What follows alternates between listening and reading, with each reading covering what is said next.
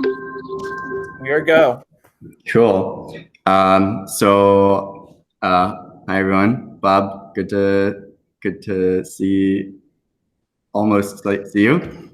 And yeah, so this is, we're going to learn about multimeters. I use a multimeter pretty frequently here at MakeHaven, and it's a pretty useful tool. It's useful both for electronics to troubleshoot, and then it's also useful for doing electrical work at both like troubleshooting and installation sort of levels. And obviously, as a disclaimer, you should hire an electrician, and we are not taking any liability for anyone who does anything irresponsible. But it's a useful skill to have. So I've pulled out a bunch of multimeters here at MakeHaven, and just to sort of like cover a little bit of the history, I guess. A multimeter is something that measures multiple different things. So in the past, they were separate. So you'd have an ammeter for measuring current, a voltmeter for measuring volts, and they're all sort of separate tools, and they were analog. So they would have often little dials on them, or needles on them, and they would bop around as they were measuring, which is kind of cool. It's actually, I mean, I think from like an engineering sense, the older ones are really cool, the analog kind, because it's directly measuring the thing, and you can like use the voltage to deflect some piece of metal to bounce a little needle around. So that's pretty cool. The modern ones are most often digital, so they use a microprocessor, and it's slightly less exciting from like a mechanical engineering standpoint, at least in my mind, but cool nonetheless. And so most often what you'll do is you'll buy a multimeter. You're not going to buy just a voltmeter or just an ammeter, because the multimeter does all those things. So why not just have that? There's a whole range of multimeters. You can get them for like $5 all the way up to $1,000. The name brand one, there's really just one that I know of is Fluke. It's like if you see an electrician, they're gonna have a yellow multimeter made by Fluke, and that's like the top of the line, and they are very, very expensive. And really, I think what makes them more expensive, oftentimes, not always, is just their voltage rating and current rating. So, Jared, can I just mute you? Yes, sorry. It's all good. So if you get like a fancy one, what that'll often do is just have a higher cat rating. So it'll often say what category it is, whether it's 2, 3, or even higher, or lower. The lower numbers, the higher the rating. And that just means you can touch it to higher voltages and it won't blow out. You can put more current through it and it won't burn out. And it also acts when you're, looks like someone is presenting their screen, which is cool. Yeah, Leo, you can just, how do I, okay. Yeah, we're back. Cool. So yeah, so you can, another benefit of a more heavy duty multimeter is that, let's say you were to accidentally touch it to a higher voltage, then it will insulate you from that. So in addition to not breaking itself, it'll have a little more protection between you and that voltage, which is obviously nice. In general, most people aren't going to be exposed to exceptionally high voltages that you would want a super industrial multimeter for. So that's not a huge concern. And then just to throw something out in the beginning before you get into the meat of it, should go without saying that electricity can be dangerous, especially as you get into higher voltages and higher amperages. You need to really be thoughtful. It's not like a lot of dangers that are very apparent, and you can look at it and be like, yep, that'll hurt me. You can look at a 500 volt breaker board and it just looks totally innocuous and you would think nothing of it, but it will kill you on the spot if you touch it. It'll just light you on fire. So you need to sort of have a presence of mind there when you're dealing with electricity. There's something that we call service electricity, which is what is provided off the street. So when it comes off a telephone pole into a building, that's the service. And that is often the highest voltage. And then it'll go down from there for different purposes. And as you get further and further away from that until you're like, it's something that's battery powered, that's generally safer. But once you start going into sockets or outlets in the wall or sockets in the ceiling, or even before the breaker or at the breaker, that's when you're getting closer to the service and closer to a lot of juice. So that's when your sense of danger should go up a little bit. So with that stuff out of the way, I'm going to show you the multimeters that I've pulled out here. So this is the main one that I use at MakeHaven. It has all kinds of cool features. It has a rubber case, so when I drop it, it's not a big deal. It has, I think, a 10 amp fuse in it. So hopefully people can see. I don't know, maybe I'll just tell you. But most multimeters on the front or back will tell you what their, how much voltage and how much current, how much amperage they can handle. So this one has a fuse in it. It has a 10 amp fuse. So the most current I can put through it is 10 amps. And we'll sort of get to what that means in a minute. And if you go more than that, it'll burn out the fuse. And then you need to replace the fuse. So that's just something to have in the back of your mind.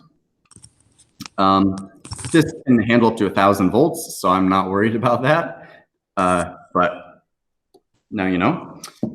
So hopefully y'all can see. I'm just going to kind of hold it up, and it's going to be a little tricky for me because in my picture everything's reversed, so it's a little less legible than it should be for you. But this one is like a general multimeter that has all kinds of cool features in it, and yeah, I would say like it has a lot of things. The ones that are probably more valuable is it auto ranges. So like a cheaper multimeter like this one, you have to select the range. So here, DCV stands for DC, or direct current voltage. And we'll sort of get a little deeper into that. And you have to select the range. So if you're working on a small electronics, you know you're dealing with a very small amount of voltage. So you go down, and that'll help it know what to look for, more or less, and how to display it more and more. This one automatically sees that. So that's a nice feature if you're sort of comparing features. This one has a lot of other nifty things. This one's pretty different, but I thought I'd pull it out. It's definitely a multimeter because it measures multiple things. It is also a clamp meter.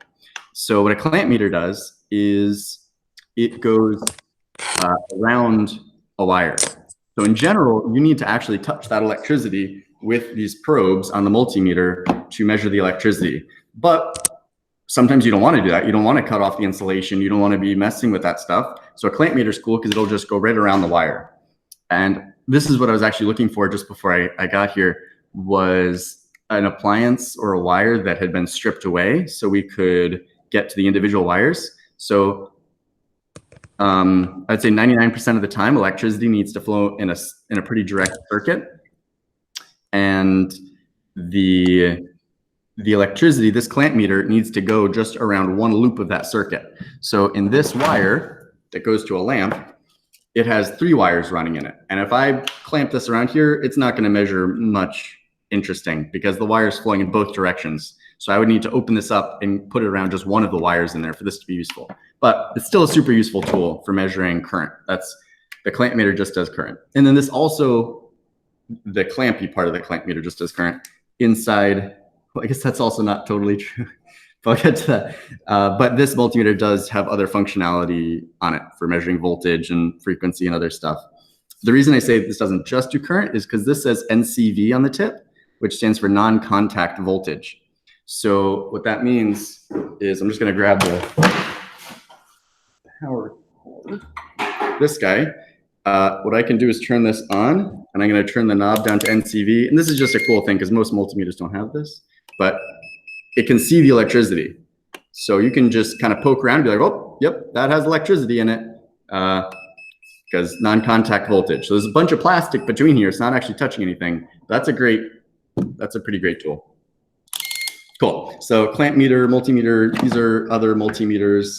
I didn't see any analog ones, but those are cool. They just have little needles that bounce around. So it's less, I kind of like just being given a number. That's kind of nice. But the old-fashioned ones are fun. All right, so these are the probes for them, and they are color-coded. And they're, I think, always going to be black and red, at least in the United States. Black is the common, the negative one. And so it goes into the port on the multimeter labeled COM. So I'm just going to plug it in there. And then there are a few options for where to put the red one. And it's going to depend on what you're measuring. So I'll try to hold this up here. If you are trying to measure amps, lots of amps, you put it in this hole. If you're measuring temperature or very small amounts of amps, it looks like, you put it here, and then most of the time it's in this hole. So I'm gonna, I guess, just cover like the basic idea of electricity, because if anyone is unfamiliar with that, this will be pretty confusing. So Lior, I think you were pointing at the holes, but we can't actually see enough detail. And so maybe describing what the symbols are above I'm getting there. also helps. You know, Yep. and so if people can compare what they have on theirs. Yeah, I'm getting there. So what voltage is the desire for electrons that are moving in something that conducts electrons. So a piece of plastic, for example, has electrons in it, but the plastic doesn't want to let go of them. So electricity isn't going to flow very well through it.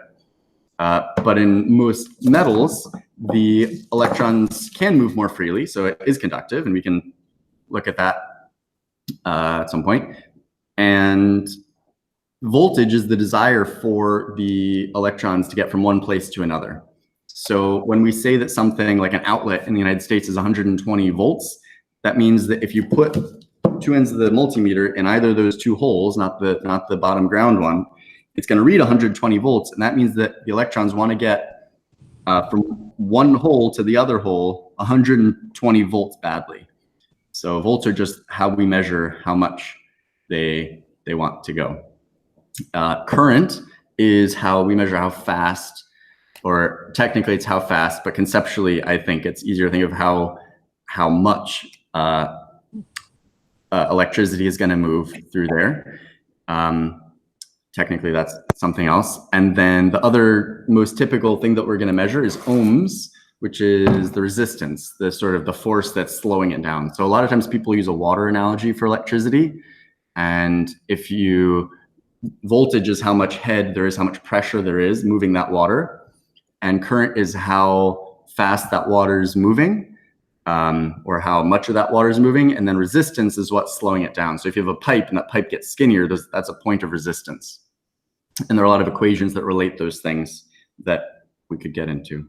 So oftentimes, let's say in electronics, we're dealing with very, very small volts, or mostly small volts, or small amps, or small resistance, whatever. And so it would be pretty annoying to say like, oh yeah, this is 0.002 volts every time. So we use the metric system to indicate the order of magnitude that we're working with. You might have learned this in school, and you might be able to read it on here. I'm going to hold it up, but if not, then I can try to describe the symbols. But on this right one, it just says 10 amps, 10A. And that means just what it sounds like. And then here on the one next to it, a little scuffed, it says temp. And underneath it, there's a little U with a tail on it. And that stands for micro. That's a mu, and it stands for micro. So that's not a thousandth. That's a millionth of the thing. So in this case, it's a millionth of a volt, or of an amp. And then next to it, it says MA. The M is a little scuffed, but that's milli. So milli is just a thousandth. So a millimeter is a thousandth, 1,000th of a meter. In this case, it's a 1,000th of an amp. And then over here, it's just 10 normal amps. So those are really the only symbols that you need, is the micro and the milli in general. Those are the only ones that I'm seeing on here at any rate. There are obviously a lot of others, but in this realm, those are kind of the most relevant ones. If you have any others on your tools, feel free to let me know. So we're going to hit those three main things that you measure, which are voltage, current, and resistance. And then voltage is measured in volts, current is measured in amps, amperes is the full name, and resistance is measured in ohms. And then we can get into other features later if people are interested. So I'm going to take the probes. I managed to drop.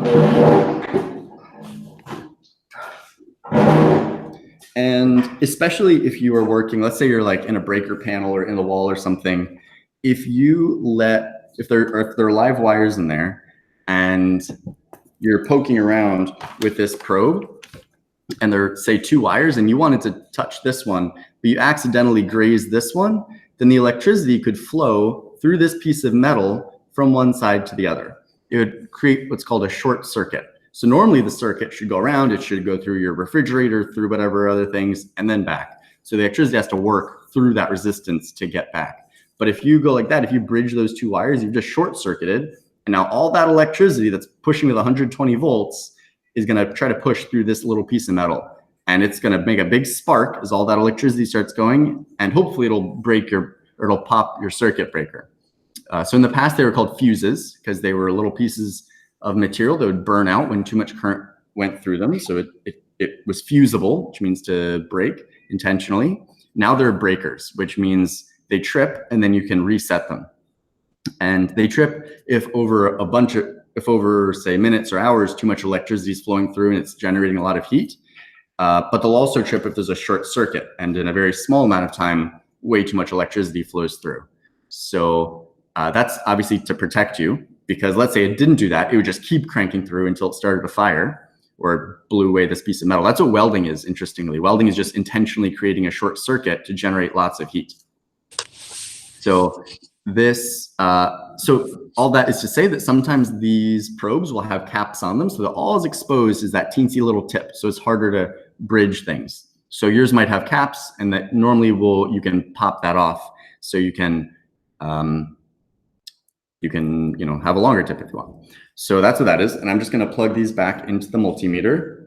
I'm just going to check if anyone has any burning questions at this point. Feel free to put them in the comments. Happy to answer questions. If I don't want to like keep going if there's like a foundational piece that people have missed that would make the rest of it not make sense. Okie dokie. So yeah, so we have our multimeter, and I'm just going to kind of click around the circle to the things. They put the most useful ones sort of as you go around. Great question, Julia. So the omega stands for ohms. So that's what the capital omega letter stands for, ohms, which is the measure of resistance. So sometimes it'll be kilo ohms, sometimes it'll be mega ohms, sometimes it'll be whatever, micro ohms, milli ohms. I haven't heard that often, I guess, but yep. So we're just going to go around the circle, and the first one on my left, as I go counterclockwise around the circle, is a V. And yours may look different, but mine looks like a V with 2 lines underneath it. And the 2 lines indicate the 2 different ways that it can measure. So it can measure, in the top line is straight for me, and the bottom line is squiggly. So that top straight line is the symbol that we use for DC voltage. It stands for direct current. So that means that if you, say, have a battery, ta-da, the electricity is just trying to flow in. Oh, it's pretty corroded. It doesn't matter. So the electricity in here is just trying to flow from one side to the other. It's fairly simple. And on it, it says that it is a 1.2 volt battery. So fresh out of the box, it should provide 1.2 volts. And one use of a multimeter on the voltage mode is measuring if your battery, in fact, is charged. So you can go to your car and measure your car battery, and you can get a little deeper into that to check how your starter and your alternator and whatnot is working. But for a normal simple battery, if you have a box full of batteries in your house somewhere, you can go through and say, well, this is supposed to be 1.2, and you measure it, and it's not. Well, if it's more than that, congratulations. If it's less than that, then toss it out. So that's, just going to untangle these guys. That's DC voltage, and so that's mostly batteries or coming out of a transformer. So if there's some, let's say like a computer, most often it runs on DC voltage. It has a battery, it wants DC voltage, but it has to be plugged into a wall, and so it uses a block. There's a transformer that changes the electricity from the AC, the alternating current. So when the power plant generates the electricity, when a generator most often makes electricity, it's alternating current. So you have these 2 wires carrying it, and sometimes they're going up one way and down the other, and then they alternate 60 times a second to go the other way. So back, forth, back, forth. So the electrons aren't actually flowing in a smooth river. They're just kind of chugging back and forth.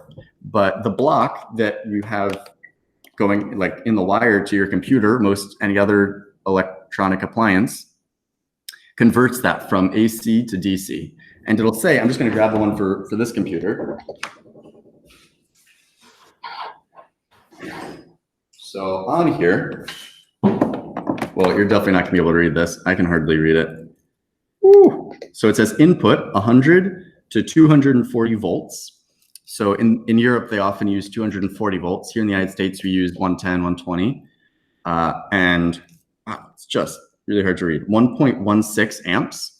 So that's how much electricity is flowing through this thing, hopefully. So that's the input. Oh, and the last piece of the input. So far we've had the voltage, the amperage, and the last piece is something I haven't mentioned.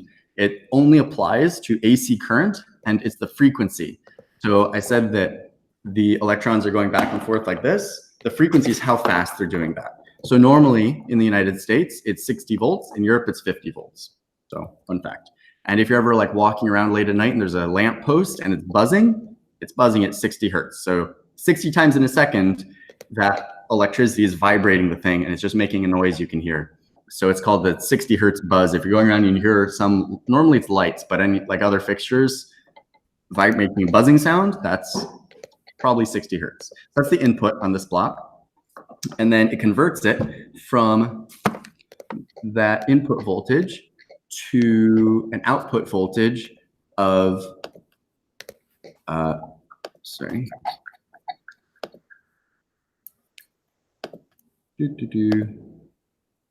Well, whatever. Oh, there we go. Mr. Logan.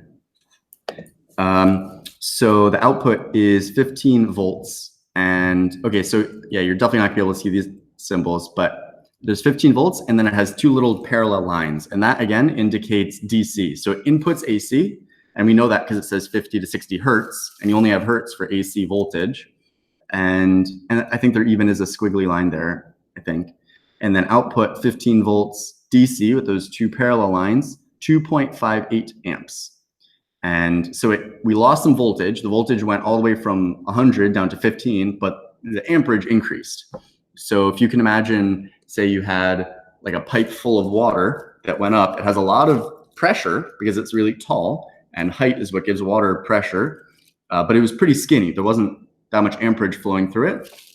Well, what they did is they, first of all, made it stop bouncing up and down, and then they shrunk it, made it a little shorter, less voltage, and made it wider. So there's more amperage. That's kind of the relationship that they played with there. And then output, yeah, and this actually puts out 2 voltage. So this is kind of cool. It has a USB port in here. So that's why it says 5 volts, because USBs are at 5 volts and 1 amp. So that's what this guy does. It converts the AC to the DC. And that was just a very long-winded explanation for why on this multimeter, there's both AC, that squiggly line, and DC, the straight line. And let's say on this one, it just says, I have to poke around, DC voltage right there. And presumably it says, I think that's the AC. Oh, no, it's here's AC voltage. So this just separates them out. So depending on how yours looks, it might be either way. This one, you just have to click the select button. So right now you can hopefully see that it says DC. I think it says it right here, if I can read mirror well. And then I'm gonna click select, and it bops over to AC.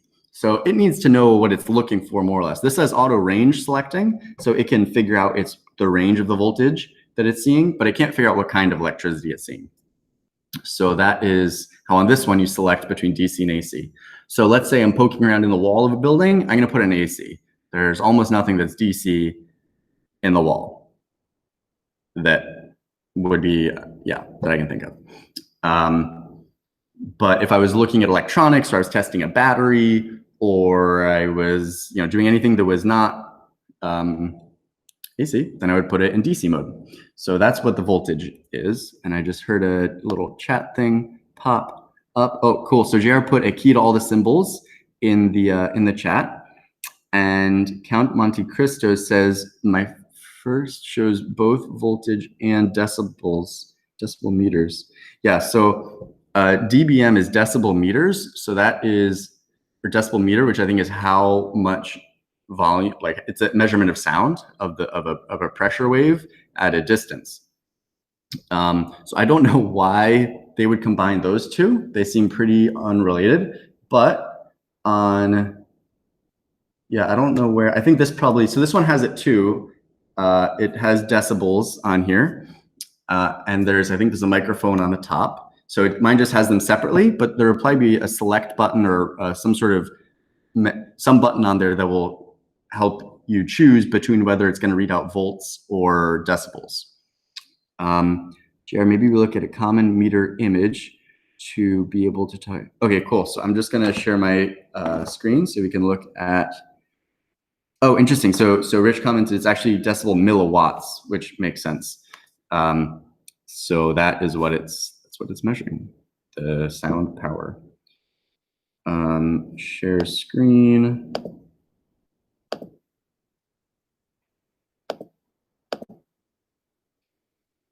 Cool. And chat and here. Cool. All right, so now we can all see this off. Yeah, that's an important one. So a fancier multimeter will turn itself off after a little while if it isn't being used, but that's like a key reason why the batteries go dead, which is annoying. So just try to remember to turn it off. And here, so this is the voltage in the DC range, in the DC variety. And so this is saying 200 millivolts, 2000 millivolts, 20 volts, 200, 1000. So you can just kind of click through those until you see a reasonable number. You don't need to know what you're looking for, but it's helpful. Yeah, I mean, you'll get a sense if you know that the electricity in the wall should be about 120 volts. You'd put it on the 200 range, and you know that you're in about the right ballpark.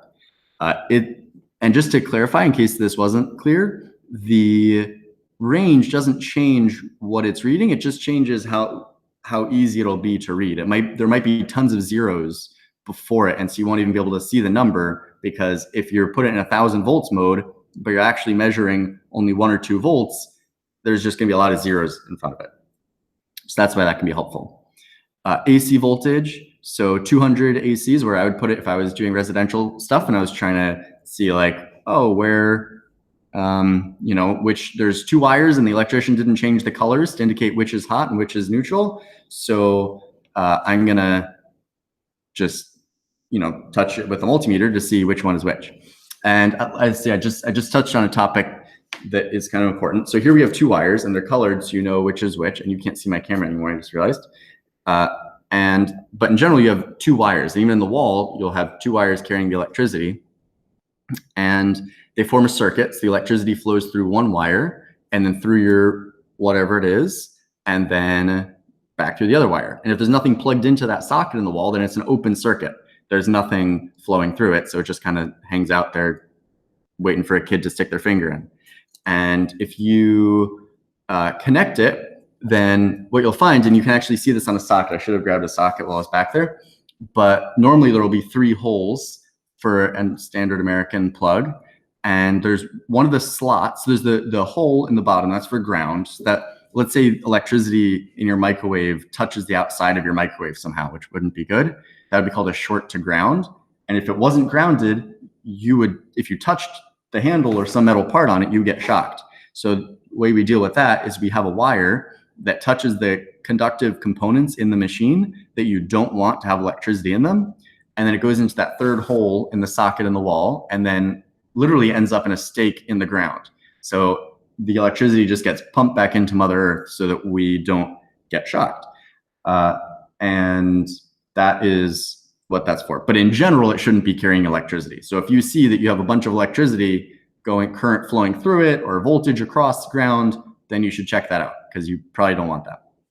The other 2 are neutral and positive. So neutral, conceptually, is sort of where it goes back to the board. So in general, I'm not recommending anyone try this, but in general, if you have the white neutral wire, which is normally the color it is in the wall, and it isn't connected to anything else, there shouldn't be any electricity flowing through it, or any electricity that even wants to flow through it. There's no voltage on it. So you could confirm that with the multimeter by touching the neutral with one end of the multimeter while it's in the voltage AC mode, and then touching the other end to ground. And ground and neutral should be the same because there shouldn't be any electricity flowing between them. And then you could so that's just to say that the neutral, if it's in an open circuit configuration, shouldn't have any electricity flowing through it. The other one, which is normally black in the wall, is hot, which is another word, or live is another word people use, and that means that there is electricity that wants to flow through it. So it may not be because nothing's plugged into the wall, but there's voltage, which means the electricity wants to move. And if you touch it, there will be current because there will be a path for that voltage to go through, for the electrons to go through. So that's an example of there being voltage, but no current until you do something with it, until you provide a path with resistance for it to go along. And in the socket, normally the bigger slot is neutral and the smaller one is hot. And that's so some plugs, for example, this one, well, they're both the same size. So this power adapter doesn't actually care which way the electricity is, which is hot and which is neutral, but some do. They don't have a way to correct for it. So one will be bigger and one will be smaller, so it'll only fit in the wall one way. The bigger one is neutral and the smaller one is hot. And the way I remember that is, both holes are probably too small for anyone to stick their fingers into, but you want to make the one that's going to kill you to be especially small. So the hot one is the small one because that's the more dangerous one. And then just to repeat, white is neutral in general, and there are exceptions for certain reasons. And black is the one that is hot, that has electricity in it. And then green is what they use for ground. So I just found this switch in the back. And so on this, oh, you can't see my screen. Whatever, it doesn't matter. It's just to show you there are different colored screws and things on there to show you which side the electricity should go on. So we'll keep looking at this multimeter picture. All right, so we looked at DC and AC voltage. And then we can keep going maybe counterclockwise and see ohms, which is measured resistance.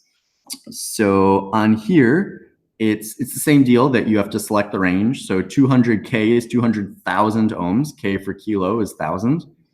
I'm sorry, that's 2,000 kilo, which is 2 million ohms. Then 200K, 200,000. Then 20,000, then 2,000, and then 200. So that's the ohms range. Let's say, so maybe we can do, we can do examples at the end instead of switching back and forth. I brought some batteries so we can test those batteries with the voltage, with resistance. I grabbed some other things we can measure the resistance of. The next one is super useful. It's continuity. And so that's kind of similar to resistance, but what it's saying is pretty much are 2 points electrically connected. So what I'm going to do is set mine to continuity mode, and it's a little different on mine for how to do it. That's what I have here, but you can still hear me. And so hopefully you should be able to hear that what I'm going to do is touch the two ends of the probe together, and it makes that beeping sound. And so let's say I was trying to troubleshoot some problem, and let's say I had an extension cord, and I plugged some tool into the extension cord, and it was like working and then not working, and I thought the tool was broken, but I was like, maybe the extension cord is the part that's broken here. What I could do is put the two ends of the extension cord next to each other and stick put the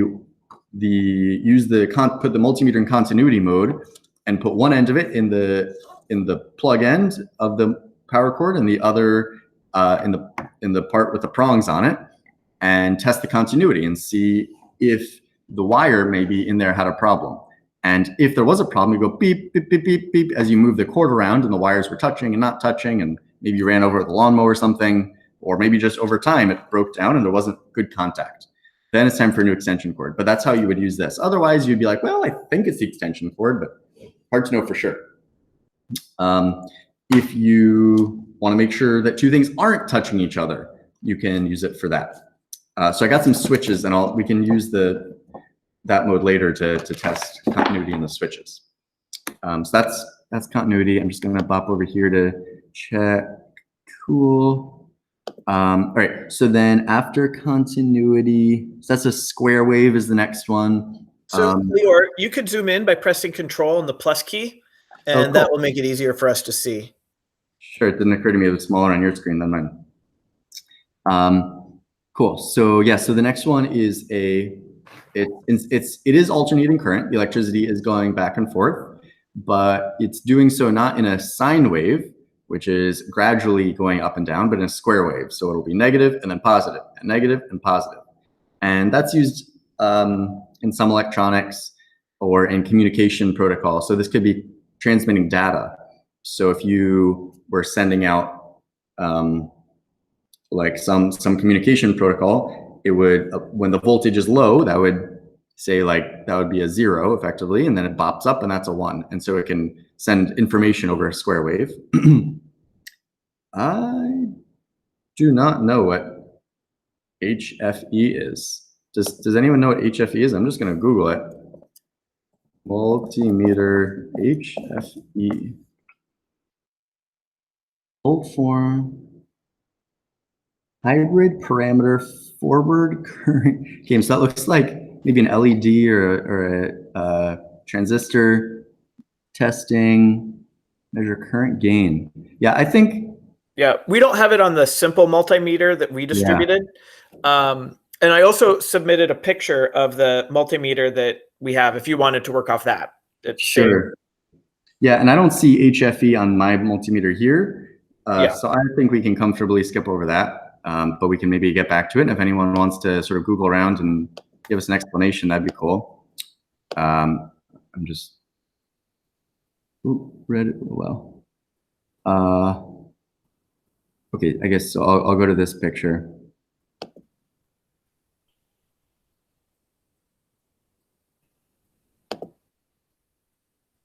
Okay, and I will try to zoom in again. All right.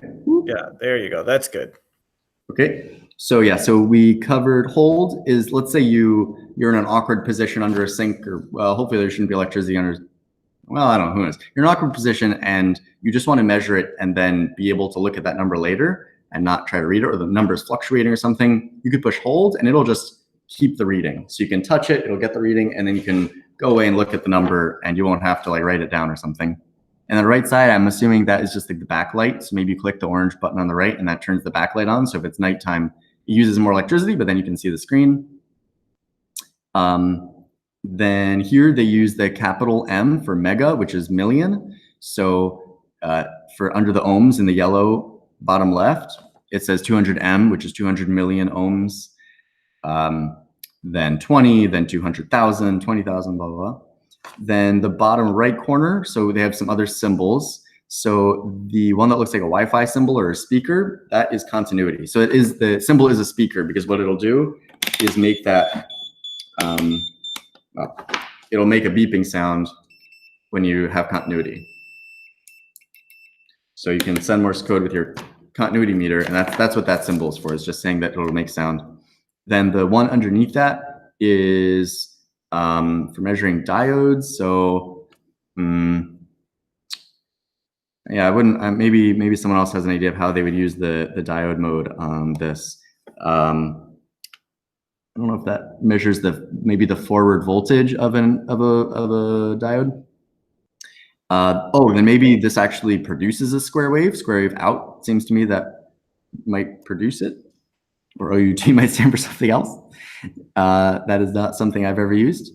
Then we're over at amps. So amps is, again, a very common one to use. And then this is pretty important. So let's say we had water flowing, say we had a pipe or something, and we can measure the voltage by measuring the height of the water at the top and the height of the water at the bottom.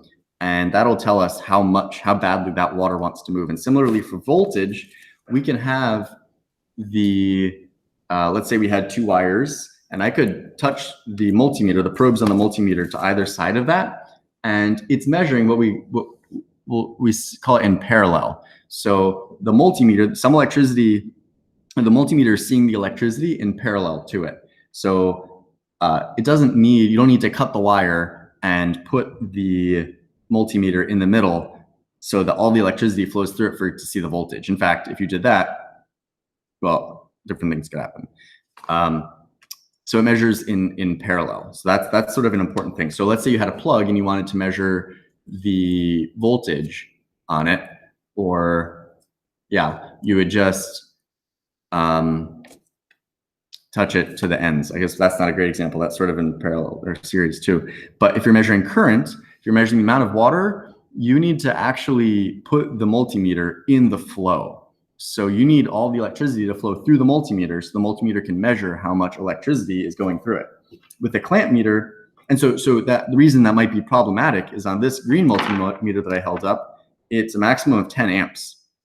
And that's a bunch, especially at 120 volts. 10 amps at 120 volts is like how much a big tool would use, like a table saw or something.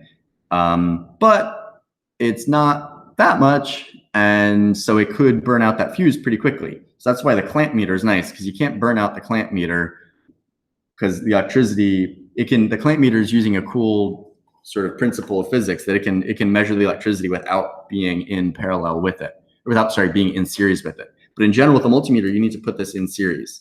So electricity is flowing through. It needs to be in the middle of that circuit, in line with the circuit.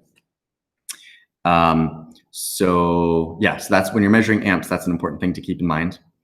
Then amps, again, AC, or sorry, this is just amps DC. This is for DC current. And then, is there no AC amps on here? This might not measure AC amps.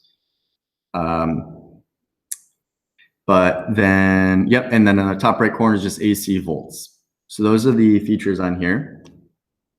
And I'm looking just on here. So the symbol's down at the bottom. It says fused, max 10 seconds, each 15 minutes. So I don't 100%. So maybe like it can handle the maximum amperage for 10 seconds. I don't know what each 15 minutes means. But anyways, 10 amps is how much it can handle. And then this is saying where you should plug the probe into which hole for which purpose. So here, 10 amps max is this one. And then the middle one says volts, ohms, milliamps, and then the square wave doodad. And then the right one is common. So Lior, does that mean that I can't use this on my house if I have 15 or 20 amp service in my outlets? Like I can't check my outlet? So just because it could provide that much current doesn't mean that it normally is. So current is only flowing if there is a path for it to flow through. So, and that path presumably has some resistance to it. So if the electricity is going through you mean because it doesn't measure AC? Yes. If this, not because of the fuse rating. Yeah, I don't see. I was thinking the fuse rating, but also I guess also the AC. Yeah, the bigger problem is it doesn't have that feature to measure AC current on here, as far as I can see. Like we should see an amp with a squiggly line after it. So like, I mean, on the green multimeter in front of me, it's the same deal as with voltage. There's a straight line and a squiggly line, and you can select which one you want to read. And unless I'm missing something, I'm not seeing that. So, but I could measure my voltage in my house because it's the V with the line and the dots. That's DC. So you'd use AC. Oh, that's DC. Okay. Squiggly line. Yeah. So this would not. This particular one wouldn't. But the ones I'm looking at in front of me, even like the cheap ones, amps, AC, volt. I'm looking for AC. Yeah. So all the ones in front of me can measure AC current. But maybe, I don't know, maybe they figure, I don't know. That's interesting. Yeah, I don't know. So that is all the features on this guy. Then, so maybe I'll switch back to my camera and I can use the multimeter in front of me to test some of the things that I have sitting here. There's one other tool that I picked up that I forgot to mention. Does anyone else have any questions about this multimeter or any of the things on it before I unshare the screen? Well, I guess so I'm just thinking about the things that I would do. So if I wanted to make sure that my batteries were good, so my functions are checking if there's electricity going into an outlet, checking if a battery is good or not, and troubleshooting some electronics with continuity, right? So I guess I'll go just to demonstrate. There's my I'm continuity. getting there. But I guess, do you have any questions about like the pictures on there? Because then I'm going to demonstrate now. Oh, okay. We're going to do it. But, or I mean, if you want to, you can demonstrate. No. I was just trying to make it practical, like, you know, how. Sure, yeah. So if you're doing it, go for it. So cool. So here, I think I stopped sharing. Then, so here is a switch. This is a switch that would go in a wall normally. Well, except this is a sort of interesting switch because this is a three-way switch. And you can tell that from a few things. One, it doesn't say on off on the switch. And that's because it is part of a three-way circuit. And that is in a situation like on a stairwell where you might have a switch at the top and a switch at the bottom. And then you could switch the one at the top and that would turn it off, and you could switch the one at the bottom, that would turn it on. So it doesn't really have an on or an off configuration. But what they do is they color code these so you know. And in general, the brass one is the hot. So that's how you know. The green one is always the ground. And yeah, in the manual, it would say what is what. And it also will probably be labeled. This is a normal switch. So this one says on and off on it. And it doesn't really matter which one the hot or the live wire goes to. In this case, you would just wrap the wire clockwise around the screw and then clamp down on it. And that will tell you, and that will hold on to it nice and firmly. If you wrap counterclockwise, then as you're twisting, it'll just push the wire right off. So that's not super useful. They also, some of these switches have holes in the back. So if you're using solid core wire versus stranded wire, you can just stick it right in that hole and it'll have a nice good grip on it. So let's say we'll use continuity because that's kind of a cool thing. I'm gonna go to, so I'm gonna, on this multimeter, go to this guy because I see the little speaker symbol. I'm gonna press select 2 times so that there's the speaker symbol up here. And let's say for some reason on this switch, it wasn't labeled which was on and which was off. And I wanted to make sure that when I was installing this, on was when the switch was up and off was when the switch was down. Well, then I would need to know how these wires, when it was open and when it was closed. Open means that there's no route for the electricity to flow, and closed means the electricity can't flow. So right now I have the multimeter touching both terminals on the switch and there's no sound, which means no. And now I flip it and now oh, cool. That means the electricity can flow, which means it's on, closed circuit. So now I know this is on and I've installed the switch like this. So that's how you would use that feature. Let's see if there are other things around here I could. So here, actually, I grabbed the whole bag of switches. These are the switches that we use for the control boxes on tools at MakeHaven. So here's an e-stop, and this has both a normally open and normally closed sides on it. So normally open means that in a normal situation, it is not an emergency where you haven't pushed this button. It is open, so electricity cannot flow. And so that's NO, which could be read as no, but it's actually normally open. And then on the other side is normally closed, which would be a situation where you have electricity flowing through it normally, and then when you push the e-stop, electricity can no longer flow. Go through. It's open, so electricity is not going through. So it has both sides, so you could configure it to your use. This is just a button without any circuits behind it. This is a kind of cool one. It's a key, so when you turn it, it changes the block on the back, the configuration. So those are switches, and you could touch it with a multimeter in continuity mode and sort of see what it had to say. Then, so for voltage, what we'll do is, let's say I wanted to make sure that this actually had electricity. Then I'm going to put mine in voltage mode and select AC voltage. And then the bigger one is neutral, and the smaller one is hot. And on my multimeter, it says nothing.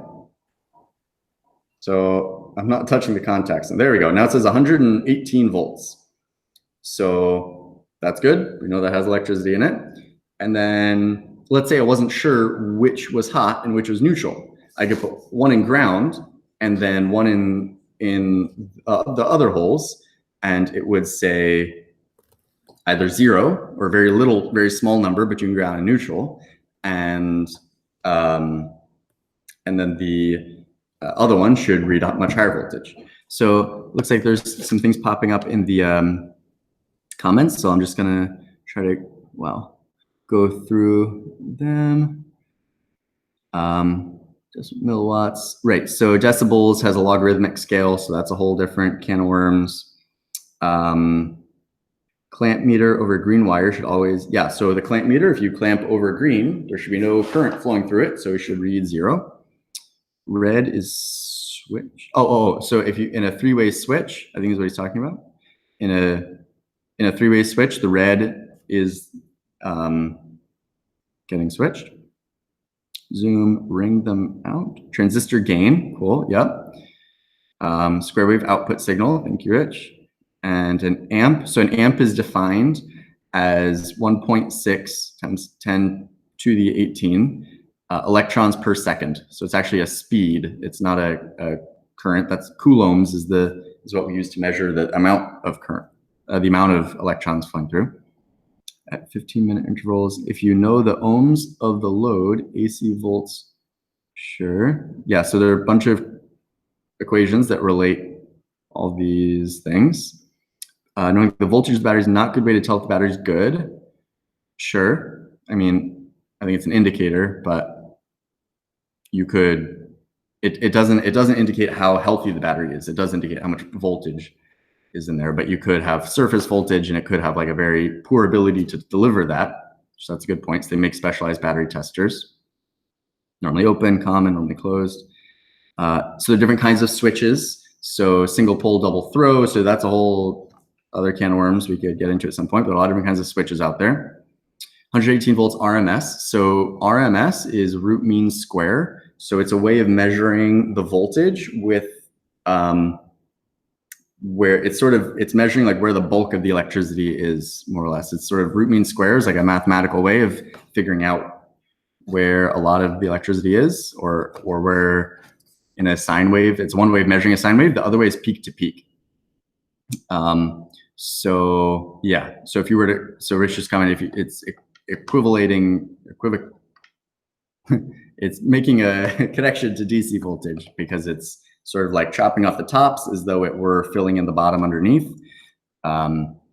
Then, so peak to peak is, let's say you had your AC sine wave and it would be measuring from the top to the bottom. So on an oscilloscope, which is like a more advanced tool for measuring electricity, you can have different ways of measuring it. So you can measure it peak to peak. But in general, we use RMS for multimeters. Cool. So let's see what other goodies I have here. I got a light bulb. So you could use, if you weren't sure, like normally with an incandescent bulb, which I guess is kind of rare nowadays, you could ring it, and if you could hear the filament bouncing around, you know it's broken. But another way would be to use continuity mode or resistance mode to see what kind of resistance there was. So that is nifty. Then, and so this was back in the day where like 100, well, whatever. So batteries. So this is another cool tool. It's another non-contact voltage NCV tool, but it's just for that task. So let's say you turned off the breaker at the box that is feeding the electricity to the outlets, but you wanted to be really sure that it was off before sticking your fingers in there. You could take this guy and you stick it into the small hole in the outlet, and it'll beep and blink red if it is live. So this is a cool tool to have just for quickly checking to make sure that something's off when you think it's off or on when you want it to be on. So that's what that is. Yeah, I mean, are there other experiments people are interested in seeing run, or questions that people have lingering about using a multimeter?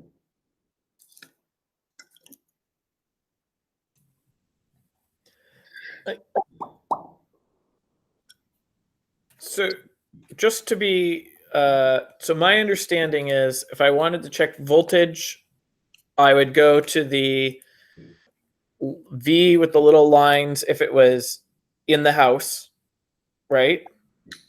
By little lines, do you mean squiggly line? No, I don't mean squiggly. So I'm just, I guess you're looking at my multimeter, right? All right, on the screen that I'm holding up. Yep. All right. So the V, there's a line over top with some dots. Yeah, so that's DC voltage. That's for electronics or things that have already been converted from AC, which is in the wall. I guess I am just confused.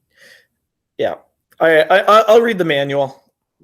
So what is there some, because AC is alternating current, which is the squiggly sine wave. And then DC is just a single, it's like 12 volts, and that 12 volts sits right above 0. So here's the line at 0, and then it's just a straight line of voltage. So it reflects, that picture reflects exactly what the oscilloscope is showing. So the squiggle line, right? And then there's a 500 and a 200 on there. Which means its range is 500 volts, 200 volts. Yeah, so how about I'll use this one, assuming these probes fit. That would be convenient. They do. And it does not have battery. It does have battery. Imagine that. So trying to. Oh, this one has probe. Is this? No, this one's. Yeah, but if you, so the range, what that does is it's just telling you where it's not changing anything about the measuring. So frankly, you could use any of those numbers. What it's just going to do is say what the max that range is meant for. So if you put it in 200 volts mode, I think that's one of them. But if you give it 1,000 volts, you're not going to see that number because it's going to be cut off. And similarly, just because of the range of the numbers, it's like how many significant digits or how many. It's like where the decimal point is going to be, and so it just moves it back and forth. So if you set it to a really small number and give it a really high number, it's just not going to be on the screen. Or if you set it too high and it's actually a small voltage, it's going to be off the right side of the screen. So you just would move that around until you see the number with a decimal point, so it looks reasonable. Normally, you know what you're going to see. So if you know that you're going to see about 120 volts, then you would put it to 200 because that's the max of that range, and so that would be reasonable. But if you were going to see 500 volts, then a max of 200 isn't very useful to you because you won't see the number. So yeah, that's what that guy's for. Then what else? Yeah, any other thoughts? I mean, we're at 1 o'clock, so I don't know what this was pegged as being, but that was a good hour. Yeah. So just and I guess I was trying to understand if I want to check my batteries, just regular old batteries around the house, right? This thing. So I want to go to direct current. So I'm going to go to the straight line because it represents a non-fluctuating electrical experience. Totally. And I'm going to go to what? So these are 1.5 volts, something like that, typically. Yeah, normally. It should say on it, yeah. But we know it's that small number. So I'm going to go to the 20 on here. Totally. And now I am going to put these on here, and we're going to see what it does. And it does nothing. Yeah, so try. So you know what I've done? Wrong hole. That'll do it. Yeah, right? So put it in the middle one. Yep, because that one's for measuring amps, and you're measuring volts. Yep. All right. Let's. I'm gonna put this down so we can actually. You can be there with me, experiencing it. All right. Do you see that?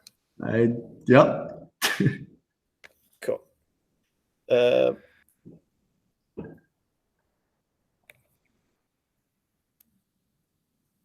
All right. So 1.45 volts. So 1.5 is like what we would expect, right? Not bad, yeah. So that battery I'm going to keep. Now, I guess you were saying that there's other factors. So this one's got a little more juice in it, at least by voltage. And then you're saying there's other factors. So one of these batteries, but just with like standard chemical batteries like these guys, these are just voltage is all the indicator I need, right? Well, it could be that a battery could show just with a multimeter without any electricity actually moving. It could show the right voltage, but if you put it in a flashlight or something, then it turns out it doesn't actually have the ability to provide any current at that voltage. So that's why you would okay. Yeah.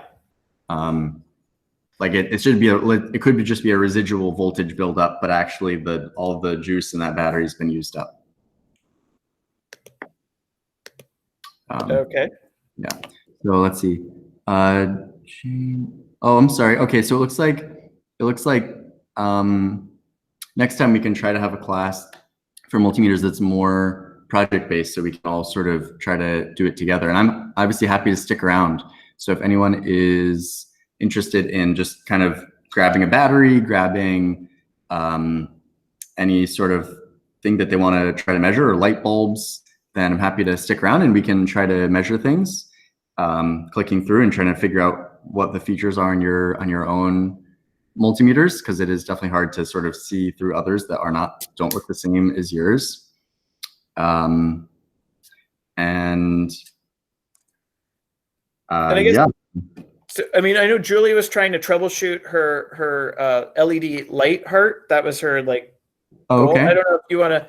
So we would just the way you would do it is just continuity, right? You would do continuity, and then we'd go to all the LED, all the connections we'd expect to be connected, and check that they're connected. And if it beeps, I mean, that's certainly one, right? that will check to make sure that the connections are good. It doesn't necessarily mean it doesn't check other things. Like other parts could be broken, but but I'll check to make sure the soldering joints are good. Yeah, I think that would be our first suspicion, being Sure. that it was a soldering class. Yeah. Yeah. Cool. Yeah, absolutely.